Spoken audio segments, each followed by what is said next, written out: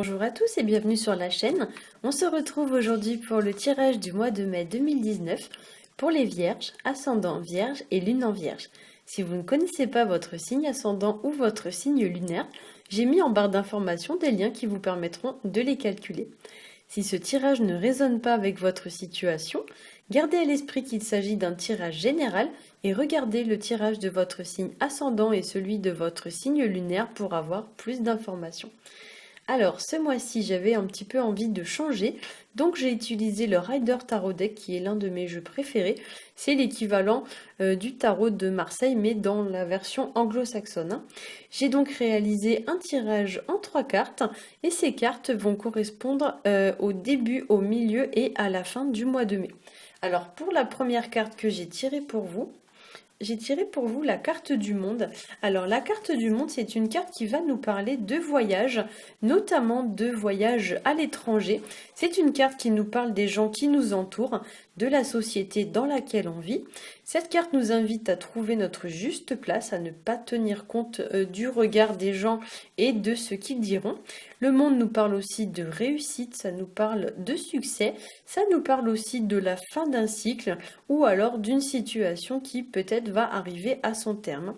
La carte du monde peut évoquer aussi les gens casaniers, les gens qui sont un petit peu entre guillemets dans leur bulle, les gens qui sont un petit peu dans leur monde, qui se coupent du monde extérieur, voire même les gens qui sont un petit peu sur la défensive, c'est-à-dire les gens qui se protègent tellement qu'ils en deviennent presque inaccessibles, avec l'idée qu'il faut gagner un petit peu en ouverture d'esprit et s'ouvrir davantage aux autres.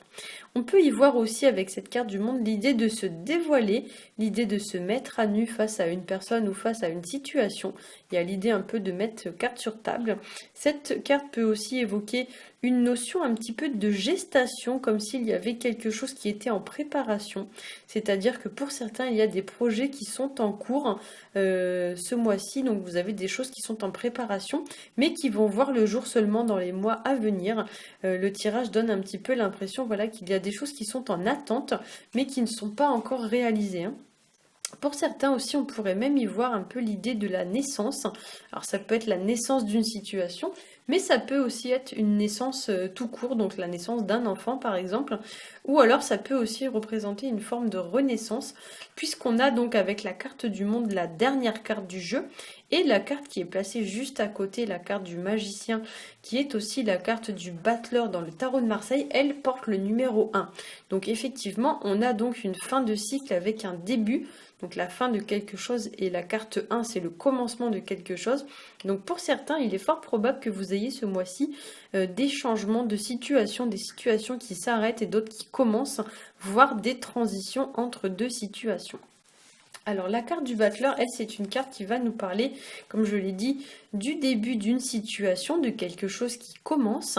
Ça nous parle aussi de la concrétisation d'un projet qui se met doucement sur pied. On peut également y voir la transition entre deux situations. Le battleur, donc qui est aussi la carte du magicien, évoque la fougue, ça évoque le dynamisme, la volonté d'entreprendre et de mener quelque chose à bien, donc par exemple un projet, avec l'idée de s'y investir pleinement. Et ici, on vous dit que vous avez tout ce qu'il faut à votre portée, tout ce qu'il faut à votre disposition. Vous avez tous les outils en main pour réussir.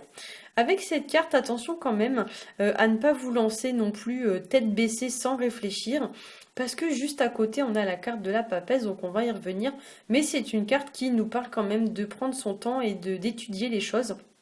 Donc peut-être que pour certains, il y a l'idée un petit peu que vous allez vous lancer un peu, entre guillemets, excusez-moi l'expression, mais un peu bêtement. Et effectivement, cette carte vous met un petit peu en garde contre l'idée de se lancer tête baissée sans réfléchir. Dans ces mauvais aspects, le battleur peut représenter une personne. Alors soit c'est une personne qui est prête à tout pour arriver à ses fins, donc une personne peut-être un petit peu manipulatrice, une personne un petit peu rusée, un petit peu stratégique. Et c'est vrai qu'il émane un petit peu parfois aussi de ce personnage un côté un peu superficiel.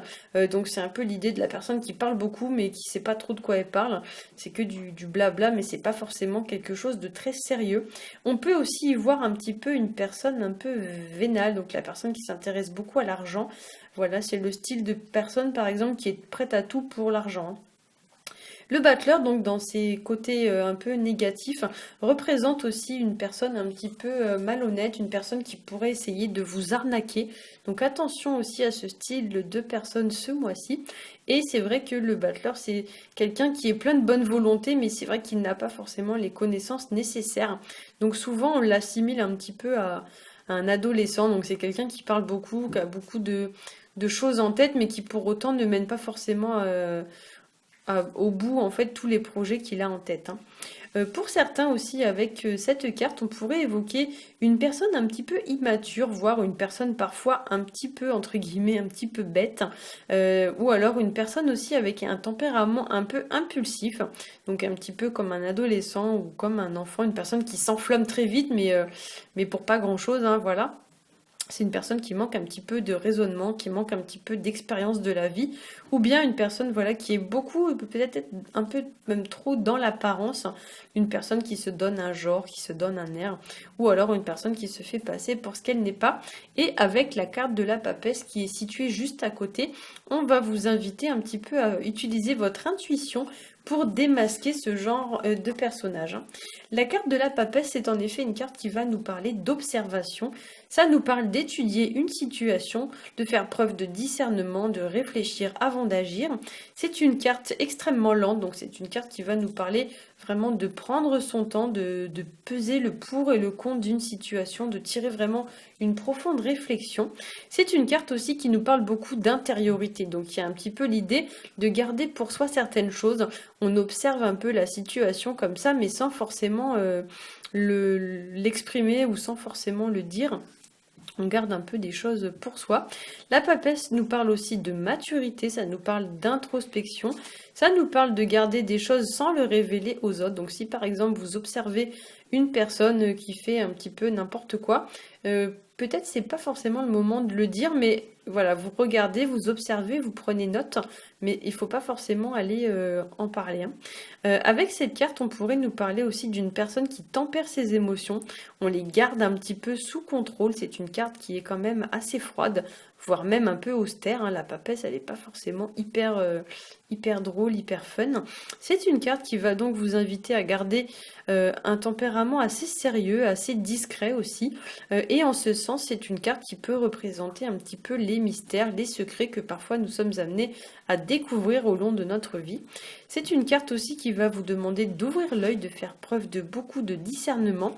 La papesse vous invite aussi à vous fier à votre intuition pour venir à bout d'une situation. Elle évoque la gestation et le temps que prend une situation pour arriver à son terme. Donc peut-être que pour certains, il y a l'idée un petit peu de patienter, de prendre un peu son mal en patience. Cette carte vous invite aussi à beaucoup de prudence. Elle vous met en garde contre l'impatience et l'impulsivité. Donc on vous dit de ne pas forcément céder à l'impatience et à l'impulsivité. Prenez le temps de faire les choses jusqu'au bout. Et cette carte peut aussi vous mettre en garde contre une forme un petit peu de routine ou un petit peu de monotonie. Alors j'ai mes chiens qui sont en train de jouer. Ils font beaucoup de bruit. Je suis désolée. Je pense que vous les avez entendus aboyer. Désolée. Alors voilà, c'est une carte qui vous invite à faire preuve du coup d'un peu plus de fantaisie. Elle vous met en garde un peu contre la monotonie et contre la routine. Et elle vous invite un petit peu à remettre de la légèreté dans votre vie. Voilà, j'espère que ce tirage aura su vous éclairer. Si c'est le cas, n'hésitez pas à liker, à partager et à vous abonner. Si vous souhaitez un tirage personnalisé, je vous invite à me contacter. Je vous ai mis en barre d'informations tous les liens qui vous permettront de le faire. Pour ma part, je vous souhaite à tous un très bon mois de mai et je vous dis à bientôt.